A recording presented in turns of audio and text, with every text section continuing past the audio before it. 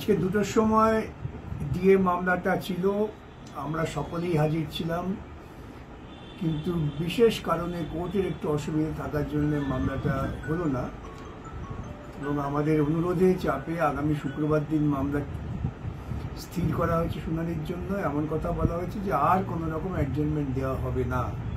আমরা আশা করতে পারি যে আগামী শুক্রবার এই মামলা চূড়ান্ত শুনানি হয়ে যাবে।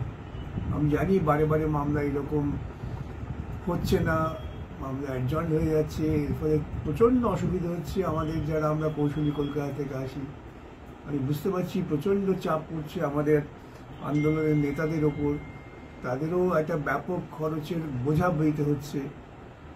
সব শ্রমিক কর্মচারী যদি ঐক্যবদ্ধ হয়ে এই মামলা চালাবার জন্য নিজেদের মধ্যে পারস্পরিক বোঝাপড়া না তৈরি করেন তাহলে খুব মুশকিল।